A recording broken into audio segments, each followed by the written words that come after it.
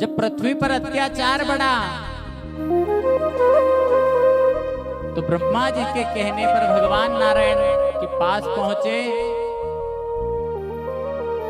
और सारे देवताओं को आश्वासन दिया कि तुम चिंता मत करो, जो ये अधर्म बढ़ा है इस अधर्म का नाश करने के लिए मैं यदुकुल में जन्म लूंगा।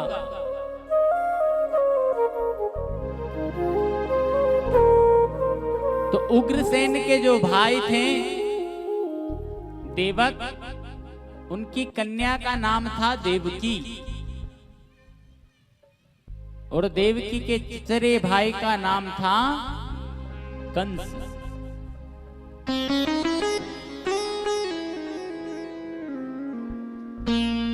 और कंस का जो मित्र थे वसुदेव जी, तो कंस ने क्या किया कि अपनी चचेरी बहन देवकी का विवाह वसुदेव जी से करवा दिया। तो कंस ने बड़ी धूमधाम से अपनी बहन का विवाह किया और बहन के प्रेम में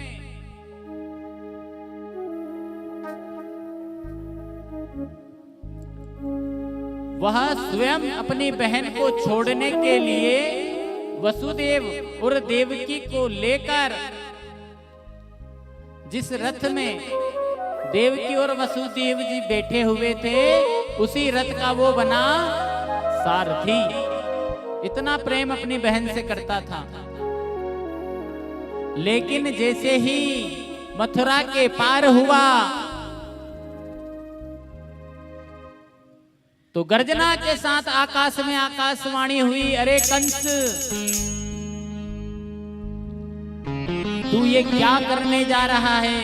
जिस बहन से तू इतना प्रेम करता है तुझे पता नहीं इसी बहन के गर्भ से जो 8वीं संतान जन्म लेगी वो तेरी मृत्यु का कारण बनेगी। जैसे ही कंस ने सुना रथ को रोक दिया, अपनी तलवार निकाली और जैसे ही देवकी के ऊपर तलवार चढ़ाई तो वसुदेव जी ने हाथ जोड़कर, अरे कंस रुको तो सही, मैं जानता हूं आकाशवाणी में जो बातें कही हैं उससे तुम्हारा मन विचलित हो गया है, लेकिन तुम अपनी बहन को मार दोगे तो बहन के हत्यारे बन जाओगे, भारी पाप तुम्हारे ऊपर चढ़ेगा। तो कंस कहने लगा,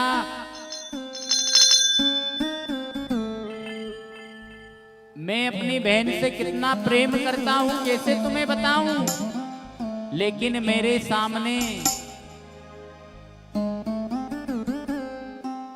ही आकाशवाणी हुई है और आकाशवाणी ने कहा कि मेरी इसी बहन की 8वीं कोख से जो संतान होगी वो मेरे मृत्यु का कारण, तो मैं अपनी बहन को नहीं मार रहा हूं, मैं तो अपनी मृत्यु को मार रहा हूं। फिर वसुदेव जी ने समझाया, देख कंस,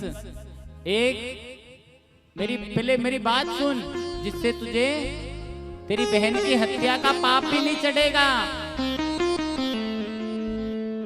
वसुदेव जी कहने लगा, ऐसा कर, हमें बंदी बना ले और अपने कारागार में रखना, और हमारी जो भी संतानें होगी वो संतानें हम आपको, मेरी जब तक देवकी के गर्भ से 8 संतान जन्म नहीं लेती जब तक हमें कारागार से मुक्त मत करना, और जिस दिन देवकी के गर्भ से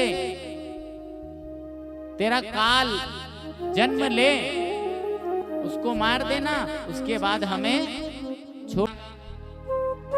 तो वसुदेव जी को महल में लाया और पहले तो कारागार में डालने का विचार मन से त्याग दिया, लेकिन फिर विचार किया कि वसुदेव और देवकी यदि महल छोड़ के भाग गए तो इन पे विश्वास करना अब मुश्किल है। सिपाहियों को बुलाया, कारागार में डलवा दिया। और जैसे ही वसुदेव देवकी की पहली संतान हुई, कंस के हाथ में ले जाकर रख दिया।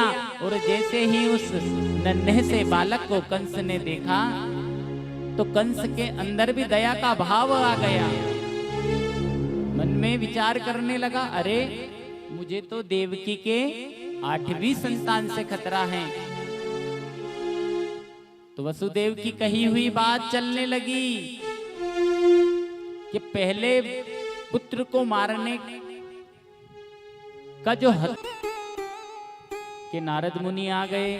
नारद मुनि ने सोच लिया, अरे इसके मन में यदि दया आ गई, नहीं इतने में सिपाही जैसे ही देवकी के पास बालक को दे दिया और देवकी से कहा, देखो तुम्हारी जो 8वीं संतान होगी ना, महाराज केवल उसी को मारेंगे, बाकी तुम्हारी 7 संतानों को। तो देवकी बड़ी खुश हुई, सीने से अपने बेटे को लगा लिया। इधर नारद मुनि पहुंच गए और कह रहे हैं कंस से, अरे कंस तूने ये क्या किया?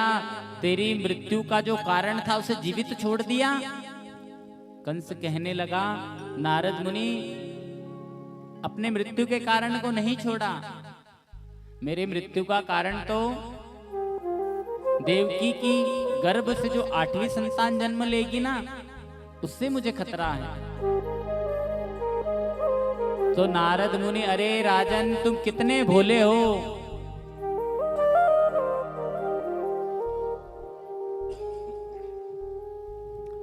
नारद मुनि कहने लगे, हाथ में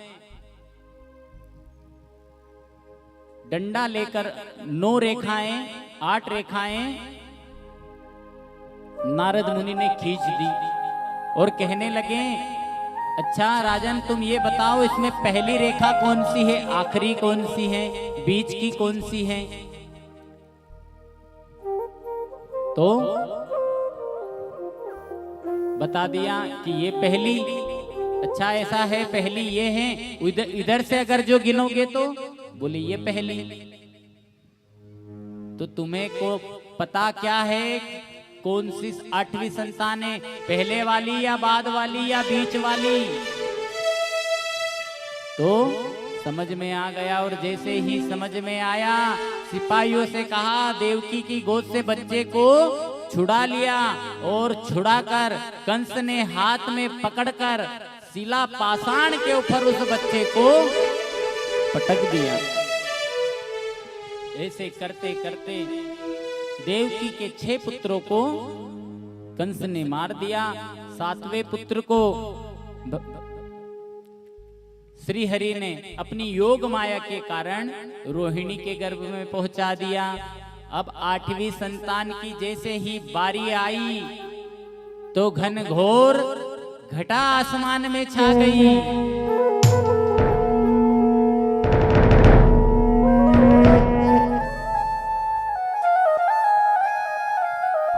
भाद्र मास की कृष्ण पक्ष की अष्टमी आई और अष्टमी के दिन रात्रि के 11 बजे के समीप सारे देवता गंधर्व किन्नर भगवान के स्वागत में खड़े हो गए। और जैसे ही रात के 12 बजे तो चतुर्भुज रूप में भगवान श्री कृष्ण जी का प्राकट्य हुआ। बोलिए किशन कन्हैया लाल की जय हो। बाबा आ जाओ, नायक ले लो। अब जैसे ही देखो, गोकुल में तो गोकुल जाने के बाद में बधाई देने जाएंगे। अब जो देवकी और भगवान वसुदेव जी को भी बधाई देने वाला कोई चाहिए कि नहीं चाहिए? तो वसुदेव और देवकी को बधाई देने के साक्षी क्यों ना हम ही बने। तो आओ सब मिलकर वसुदेव और देवकी को बधाई देते हैं। ऐसे